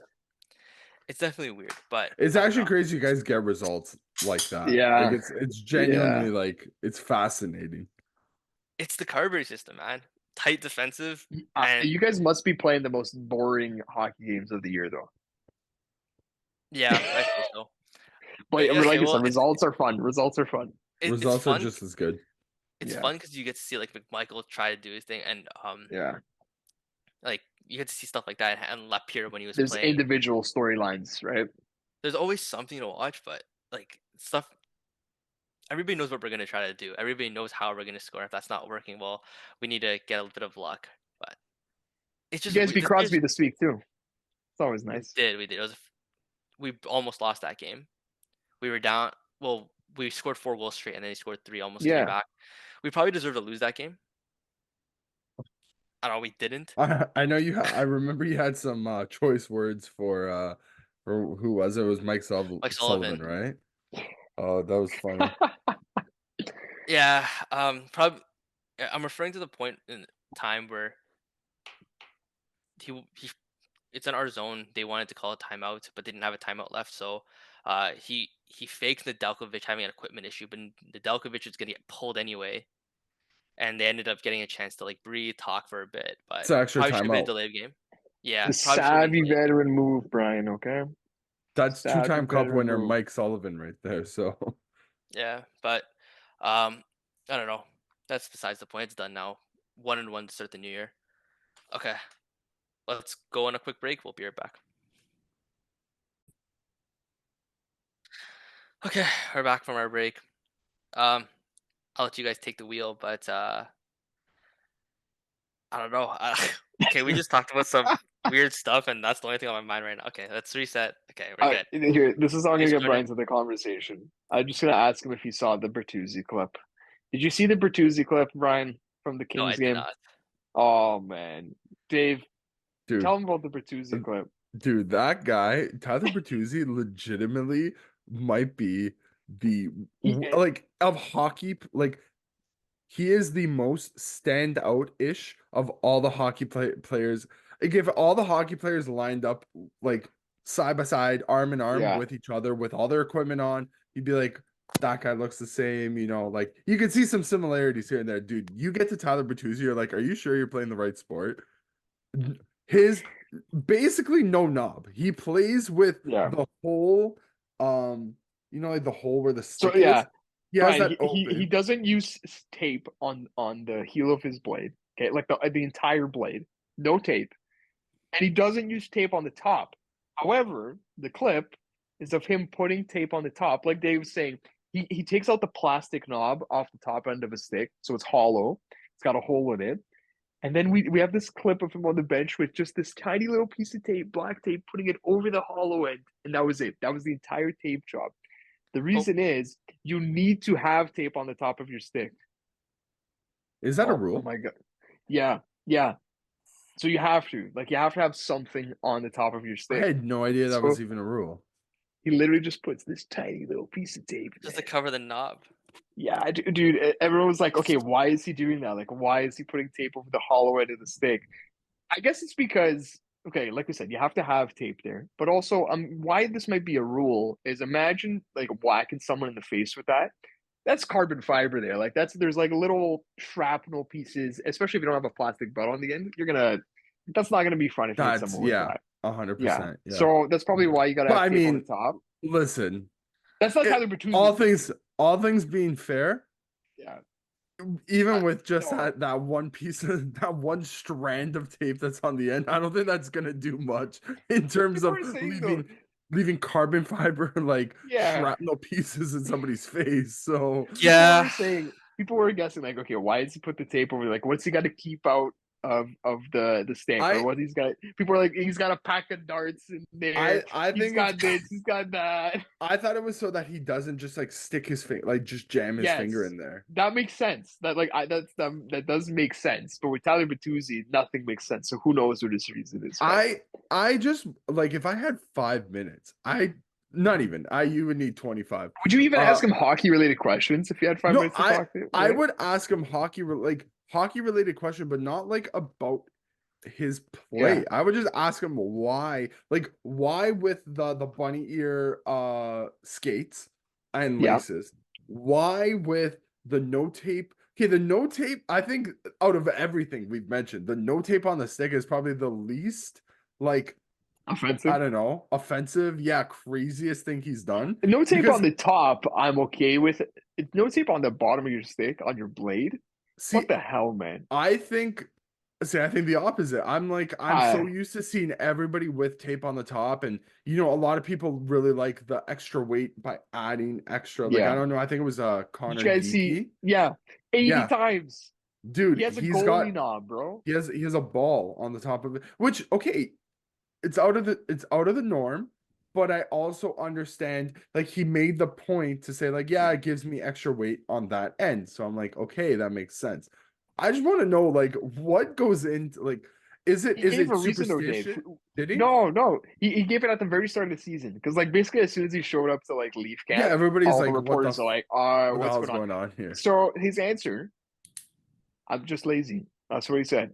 I'm just lazy. I don't You want to know take the what? time to do all this shit. That's a. That's I believe basically what he that. said, man. You know what, It's That's a it's man? simple very answer, but it funny. makes sense. Yeah, he's a Dude, simple guy. Tyler if it Bertuzzi's a works simple for him, guy. it made him to Yeah, it got him to the NHL. If it works for him, yeah, it works for him. yeah. He Okay. uh he actually just matched his point total with the Bruins. I know Well, I mean, he only played like 20 games yeah. with them, but That's not yeah, saying much. Listen, 16 points with the Bruins, 16 points with you guys. So his numbers with us are going to be underwhelming. They are like I'm like he'll be they lucky to will hit be. 50 points on the season. But I do think we still see where its value lies, and he's 100% for the deal. For us to look back on the deal fondly, he's gonna have to produce in the playoffs Yeah, because we expect him to be a playoff guy. He that showed it is last where year. he just that needs to is where score the one value goal. lies. Yeah, Yeah, so He just needs to score that's one big goal. 100% true. But I do think he's not like he didn't. It was a little bit of false advertising with him. Like I don't. Like Dave, has he been what you thought he would be? Because for me, he's more playmaker than he is finisher, Oh, right? I was gonna say he is a much better playmaker than a lot of people have given him credit. Yes. And it's not even just the playmaking with his stick; it's the playmaking senses that he has. Like he just The play he seems made to. yesterday, I don't know if you saw that. It was It, when that's Nylander had I would say the the past 5 games, dude. The past yeah, 5 games, he should legitimately have 10 points and yeah, like 7 goals because that guy against the Kings, against Columbus, there was Anaheim. another game. No, Carolina. but last night as well against the Carolina game, everybody looked like dog shit. So I won't even whatever. Yesterday night against Anaheim, he probably should have scored. I think he scored a goal during that stretch, but he probably should have like 3 more. He gets in the right positions, and I could see he knows, like, I don't even know how to describe it. Like, he He's looks really like crafty in front. Like he's really good at making short passes. He yeah. does think a step ahead, right? Like, Mm-hmm. and they're plays that you barely notice because they're not very elegant looking, No, but they get the job done, right? yeah. And that basically describes Tyler Bertuzzi Uh, in a And nutshell. Would one you guys thing take him back for I whatever he's would. making now? It's tough. It's tough. It's a little tough. It all depends on the number, obviously. You probably do need a little bit more production out of that guy for $5.5 million on any type of long-term deal. Do I think about it? Yes, but I think I'm influenced to say no because of the other options that are available in free agency. It's less of a detriment. It's I'm saying less about Bertuzzi than I am about the rest of the market. So yeah, I that's what uh I'd say. I strongly look at him. I'll be honest with you. I Yeah. think, if I'm being completely honest, I think he gets an he gets an unfair assessment sometimes around here. Not to say like he doesn't deserve I feel like he's been slightly snake bitten. If It's fair. if we if he continues the way he has over this past, like, these past 5 games, he will I The I numbers think will come. I think the numbers will come, and I think he will be one of the most savvy ads that the Leafs have made in recent memories. Yeah. In recent memory. Interesting. Okay. So on that point, I know we have like headlines, 2 headlines specifically with the Leafs that we have to get to. But on the Yeah. point of like underrated ads, the Leafs have made, I do think we should talk about some of the underrated ads of Tree Living. I feel like Simone Benoit is getting like all the fanfare since I've Yeah. been gone. Yeah, who is Every that time I guy? look at, yeah, exactly, right, Brian? Dude, my expectations for this guy coming into the year was this guy's going to be 7. Ben Harper. Yeah. I was literally like, this guy is a warm body. Yeah. He He's was gonna been be the really 10th good. D. Yeah, literally. Brian, he came from Anaheim last year. He was an untendered RFA. He was playing 20 minutes a night for the really crappy Anaheim Ducks, alongside John Klingberg. And that seems to have explained why his numbers were terrible. So he gets non-tendered. We sign him on like a really cheap deal. Like, I don't know, it's probably like league min on one year deal. He's either 24 or 25, so he's still an RFA after this deal ends up this year. And I don't think he has a single point, and he's played 20 games, but he gives you, I'd say, 75 to 80% of what Luke Shen gave us last year. I Luke saw. Shen brought like offense that we didn't expect, and he was a good fighter. Simon Ben was not a good fighter, but goddamn does he try. Goddamn does he try to Simon fight. Benoit also, like, noted, just will throw his body at anything and Yes. everyone. Like, doesn't Yeah. you could be wearing blue and white, and he might throw his body at you. I'll be Yeah. honest with you. So is this guy your 6? Yeah. Yes. Yeah. I think the 6 is probably where he ends up, right? Because we got Giordano back in there. He's leaped over Lagesson. I liked Lagesson because he was more well rounded. Yeah. But he doesn't necessarily like fit a role.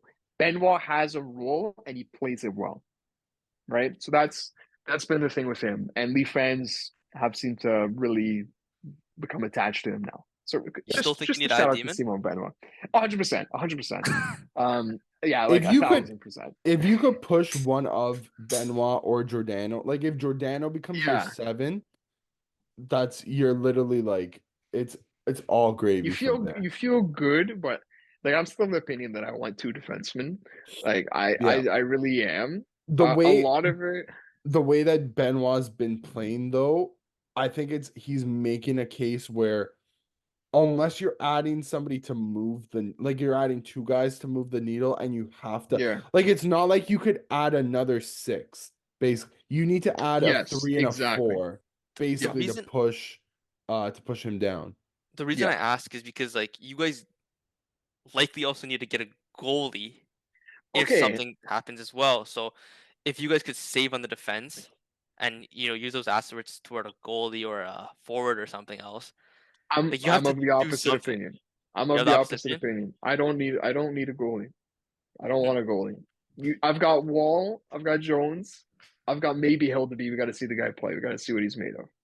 But I'm sorry, I don't want a goalie when you can have two guys that make less than $1 million. And we just talked about with LA how their goalies who make less than 2 million each, I think they make 1.5. How they're skating, not even skating by, excelling. They are excelling with two goaltenders that are really cheap. I do think there is a formula there where the Leafs can replicate that. I look back to last year when we've had stretches of like Shalgren or like Hutchison. Like we've had stretches with random goalies and we've played good defense and been able to win games.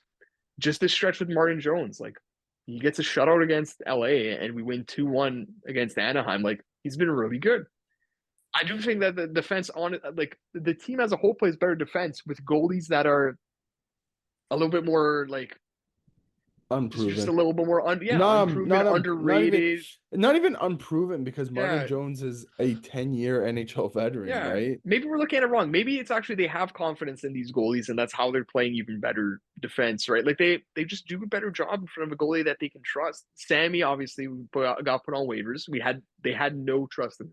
Yeah. Forget about Brad, Sheldon, like the actual players, his teammates unfortunately lost trust in him.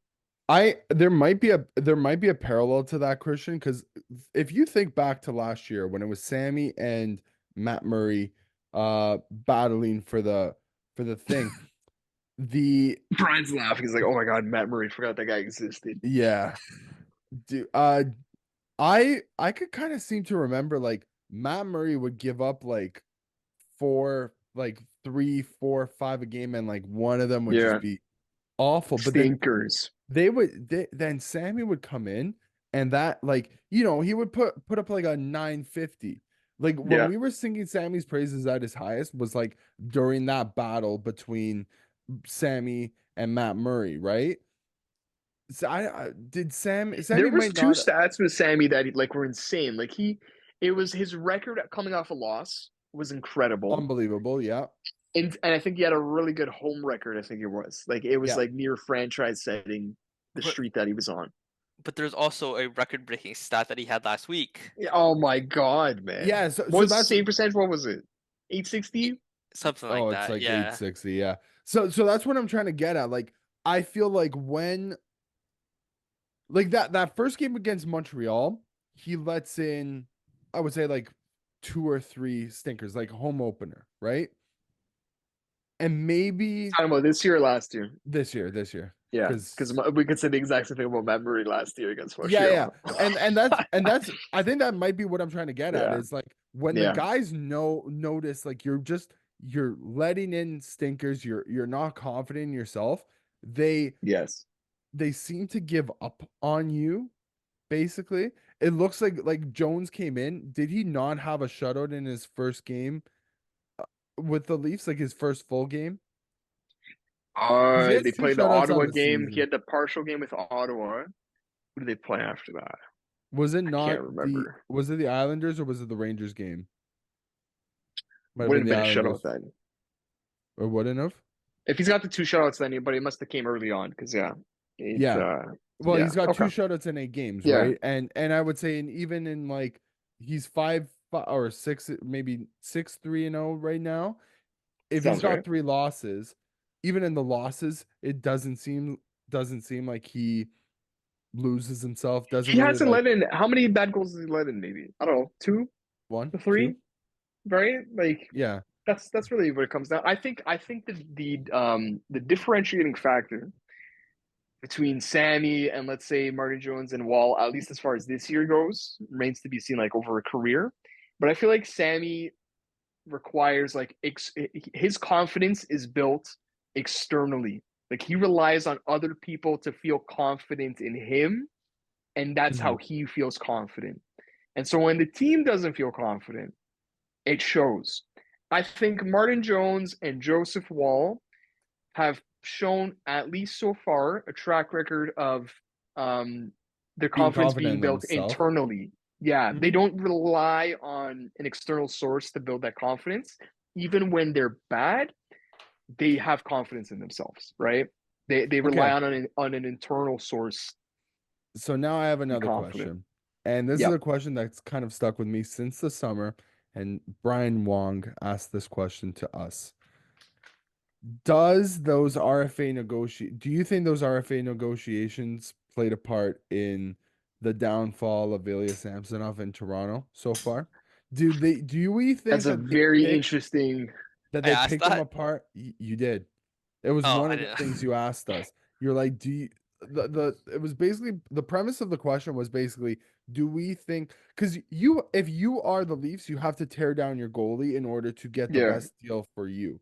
If you're Samsonov and his party, you have to build them up enough to get the deal that you want, right? Do we think the Leafs tore him down enough, or maybe the true feelings on Ilya Samsonov came to light during those negotiations, and that was the beginning of the end for his confidence and now eventually his play and his time in Toronto. I Just a think I'm leaning question. yes. I don't know yes or no because we don't know what happened. Like Yeah, it's impossible to know. we don't know unless he comes out and says it forthright, right? But This is something that gets answered next summer when we get the overseas Russian interviews that yeah, lambast, yeah. right? You know, the Or Kuznetsov, the Ozuganov or interviews. when Yeah. Ilya Samsonov finds his home with another NHL team, maybe Yes. on league Yeah. There's a minimum. chance you guys just drop him entirely. There's a very good chance of that. No, we're not resigning him in the summer. I like I said, I was already planning that I was against that. as soon as Yeah, he signed this contract. yeah. It's 1 year. Because like I said, I'm down to be cheap in net. Like I don't want to be paying the goalie 3.5. And it's not that you shouldn't be paying any goalies 3.5 for any team. It's just the way that the Leafs roster is constructed, right? That's what it comes Yeah. down to. Like next year, Yeah. if you said to us next year, this is how the season would play out. Samsonov would take a I would have gauged a step back. I didn't expect it to be 10, right? Yeah. But if you said, okay, we're not getting your Samsonov is not going to be staying. He eventually lost his job to Joseph Wall, which I think I said we kind of said on this podcast was what was going to happen, and that came true. Um, and you go into next season with a backup of somebody in Jones's caliber, right? Somebody who's a leader there, but maybe you don't trust to be A the guy who makes less than 2 mil. any That's what I yeah. name your guy. Name your guy. I Random see. I like backup. Montembeau. I like to have mine with Montembeau's gone experience. off the board. But yeah, I, yes. Like experience, I think, is Wedgwood key. was the guy who I named. Brossois. Yep. Um, can't Those remember the would have other been name, but two yeah, like those any of type of them guys. in that category, Yep. 100%. I would have been like, that sounds like a plan, You right? know who was a Yeah. good shout? The guy on the Bolts, their backup before Vasilevsky came back. Brian Elliott. Oh, Eunice Johansson. No. Jonas Johansson. His numbers have apparently gone back down to not very good at all. Yeah, he At has least been last bad. time I saw like the money puck chart was like goals saved above average. Like his was like second last, I think. It's like So It was like Samsonov, and then it was maybe another goalie, maybe like Dostal, honestly, and then it was him. Right. goddamn, Dostal went right to the top of the board after last night. Yeah. Yeah, like I said, I'm still defenseman is top priority. I'm not worried about the goaltending until I see Jones or Wall falter as well. I really I'll hope tell you Brad what. doesn't pull the trigger on a big ticket goalie. I don't Like, want it. no hate towards Kemper, but after seeing Lindgren's numbers this year, like it's probably better to go cheap if you actually believe in the guy. Just take a chance on him. I'm trying to think like, okay, so what is the difference? What is the percentage difference in performance between let's do the Leaf thing here. So Samsung makes 3.5. Okay. If you get a goalie who makes 2 million, that is, let's say, what is that? Like 30% in cap savings. Is the difference in performance between a $3.5 million goaltender and a $2 million goaltender 30% in performance? No chance. No chance. It might be 10%. And It I think that's just a depends. simple math. Yes, obviously, these are just if a goalie who's actually worth 3.5, a goalie who's actually worth 2 million. Real numbers are obviously not like that because Joseph Wall right now would be worth 6 million with his numbers, right? And he makes less than a million. But I'm just saying, from that type of math, and that's the type of math you got to do with the Leafs because they've got guys who make crazy amounts of money, not at the goaltending position. Every penny counts. I think that's just the type of penny counting you have to do if you're the Leafs this year. You Let's got to do do some this more type of penny penny counting. counting because William Nylander, Yeah. yeah, Yeah, we're counting come lots on, of man. pennies. We're gonna be here for a while. Yeah. It's really interesting to look back at the timeline of specifically like us talking about Nylander and the number, because as soon as the playoffs ended, we're like, "What is the number for Willie?" We're like, "It's got to be in the nines." Under And 10. It I was like said, anything under "Yes, 10. yeah, 9.99 that was my was max. yes." And I was like, "My max is 1 cent more, 10 on the dot, not a penny more than 10." And Dave's like, "Never 10, anything but 10." Well, Now, If it's 10, I'm jumping for joy. oh my God, we I'm are doing celebrating, backflips. man. I'm doing backflips, somersaults Yeah, down my street with yeah, salt on the ground. Nothing on. yeah, Like dude, I'm running down my street yeah. naked. If it's 10, if it's 10 by 8, are you kidding me? Dude, Dude, 80 every mil? every tweet I read in the past 48 hours, It the just goes up. language changes. Yeah. So it was Kipper on Real Kipper and Born said 11.25. However, I always take a grain of salt with Kipper because I find at least that he's very biased to the players' side. Like he's always in favor of the players making their money. More He money, yeah. he's really an advocate for the players. At least that is the vibe I've Which always gotten from him. at the end He's a of the former day, player. we should all be like Yeah, that because it's the these are goddamn human cap beings. who the goddamn Yeah. cap is what But causes us to think this we are stupid way. fans. We are fans Yeah. over We on care this about show, the competitiveness of our team. we are fans before feelings on this show. I think that is pretty evident. And yeah. yeah, I'm still resigned to the fact I think it's going to be 8 years, $88 billion. Okay. Yeah, like do the number thing, really. I don't even care about at this point. Take your 11.25, your 11, your 11.5.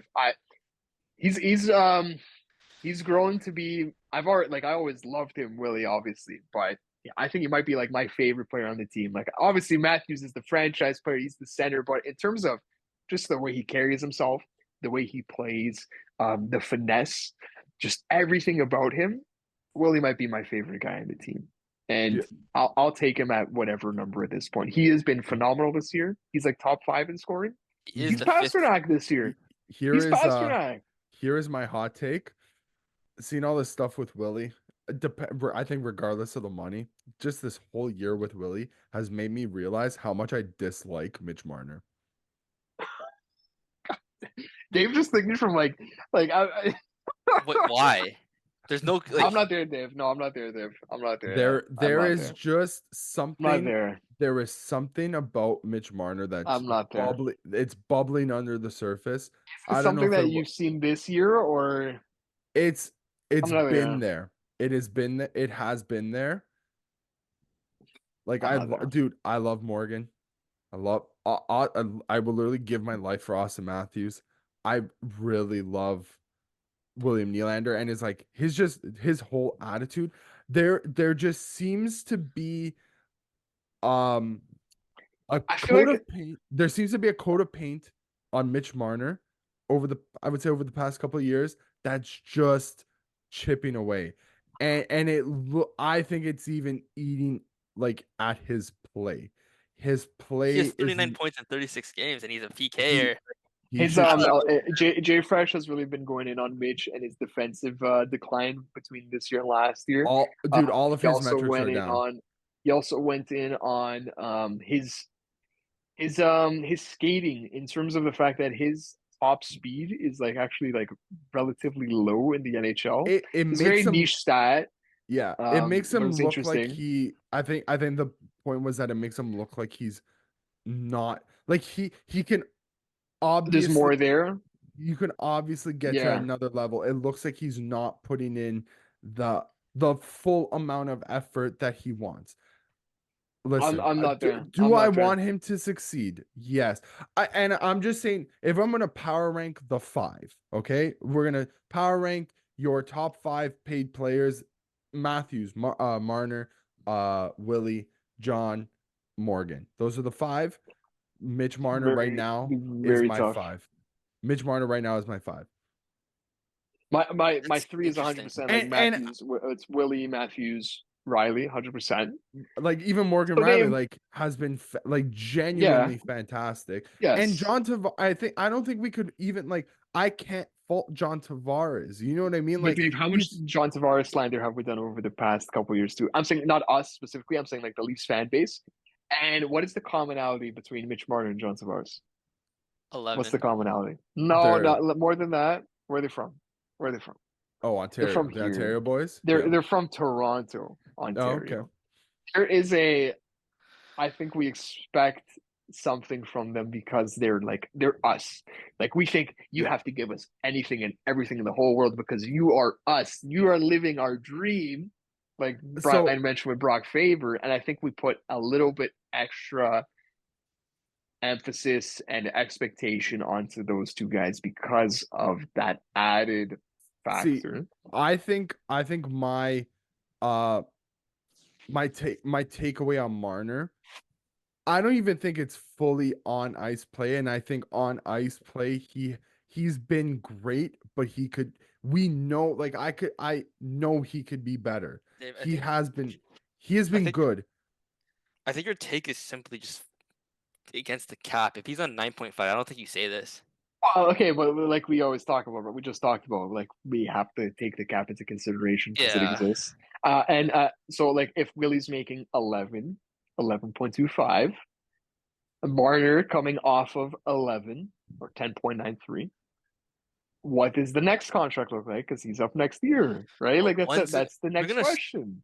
one of them is gonna take a slight decrease for a longer term, and the other one is gonna take a major increase with major term. Do you think that Mitch Marner is going to take a pay cut on his next deal? Is that what you're saying? I doubt it. There's Maybe no by way. 400K. Maybe by There's no 400K. way. You don't There's think so? Not no even way. There for a is single dollar, not even a 0%, single cent. 0% chance. Your discount is coming from John Tavares. Really, he is part of the key here where it's either we don't resign him at all, which would be crazy. Not like crazy from a like Well, he's a taking at least a hockey. 50% pay cut. Yeah, yes. I think it has to be more But than that. Like that's what I'm saying. So the I difference think between has the to be like difference between 75%. 50, like he needs to do the Joe Pavelski, the Matt Duchene, like he needs to do the 3 mil. 3? That's what he has to do, man. I'm saying if he wants to, Brian, which is I know it's we very are unfair to ask. You see, this is us we saying will that he's a not Toronto-born kid. He yeah. has to do the unthinkable. Like that's what you see. We We're think not differently about this. from all accounts, we're not going to be getting hometown whatever discounts on either William Nylander or Mitch Marner. Brian, there is no world where Mitch Marner takes a discount. No world. No. No. And it's only going up. And we have evidence to back it because he didn't the last time. He wanted his number, he got his number. I think that like call me crazy for saying this, but I think the allure, the paint of Mitch Marner is just starting to wear a little bit. He's looking like okay, so you guys know that the Statue of Liberty is made out of copper, right? Copper, Yes. brown copper. Now it's starting to look green. It is going. green. It is a green because of the elements. Saying you don't like green, Dave? No, that I like green as a color. I like the Mitch Dallas Marner Stars. likes his green. He does. Lots of green. There just seems to be a coat of paint that's washing away with Mitch Marner, and it's something that I'm noticing. I'm not there yet. If you guys also, I want to make this point clear. If you guys aren't willing to pay Nylander the 11.25, 11.5, whatever it is, we are. Another team's going for 12, dude. Yeah, 100%. like I think that there's a team that's willing to do it, and I think that we might be one of the teams to do it. There's probably like 5. The dream is ending in like 5 days. Like it's basically it's happening. You'll announce it before the All-Star game. That's when I think. Yeah, that's what the timeline has been apparently. So yeah, I'm happy about that. This this has to be the happiest for a contract negotiation we've been in this era. The Matthews one, yes, but Came I out do of think nowhere. the immediate thing with Matthews was it's only 4 years and it's 13 million. Are we gonna have that with Willie? I don't know. It's gonna be. You'll I get don't. 8 I don't from him. know. I don't like. I don't know if we're gonna celebrate a little bit longer than I think we've had for any of the other contracts. I think maybe I'm discounting the Tavares one. That's the happiest we've been after Yeah. a contract signing. But Yeah. for an extension, this I Willie can't one is gonna be fun. I can't believe you guys think he's gonna have to take 3. Like that is crazy to I'm me. saying if you okay, because I always budgeted for Willie at 10.5 whenever I did a projection. So this is potentially 750K more, which, like me and Dave are saying, directly impacts Marner's number because they're always going to be tied to the hip for projections, whatever. At the very, very, very least, Marner will get the exact same contract as Willie. And I still think he'll probably get a little bit more. So let's say 11.75. Okay. That's another 750. That's 1.5 mil. And I always thought for Tavares that he would have to take 5 mil. So you take off 1.5 from there and you end up with like 3.5. Like that's 3.5. just that's the math. Even if it's like That's the 4 math, man. or You're by gonna see him 3. every single skip the dishes ad then. Oh, yeah. Well, listen, man. I mean, listen, he's made $80 million already. Yeah. Yes. I think yes. he'll be and listen, if there's anyone who's going to take the pay credit, it is Tavares, right? Just from a personality standpoint, a career standpoint, all that. Like he is the one who makes the most sense. I- Yeah, I'll hold you guys to that Yeah. one. I can't see it. I think that he'll take. I think he's gonna end up with 5 or 6. Dude, if that's Marner, that's listen, that's man, fine. if Marner so I know you're talking about Tavares, but if Marner was going to be the one to take the pay cut, which I don't think he really ever was going No, to, he's not. it would He's have not. happened already. You know what I mean? Like Yeah. the first contract that we've Well, been he rinsed you discussing. guys that one. He did. Exactly. I think And what differentiates me and Dave, I think Dave, I'm more skeptical of what's around Marner than Marner himself. I still have belief in Marner the individual, and I think See, it's understandable to have disbelief in Marner and his support group. I And think yeah, that support group is, tied at the hip with him. I yeah, sure, think no, 100%. It unfortunately, exists. It's real. Yeah, for better or Well, yeah, worse, right? you know what? yeah. It's gonna be interesting to see what happens. Well, we'll know after the All-Star game, I guess. If not, Nylander could be in DC next summer. Can't wait for that. Yo, really Um, quick, Tampa Bay's New Jersey suck. That's it. Okay, done. yeah, I even forgot that was the thing. We yeah, had me the, too. I the didn't. I didn't hockey add it club. in the. I just Anyway, wanted to. Hockey Night in Canada, Fubo TV. Catch it there, I guess. We'll end Get it your there. Caps Connor McMichael jersey. That's a good one too, and we'll end it there.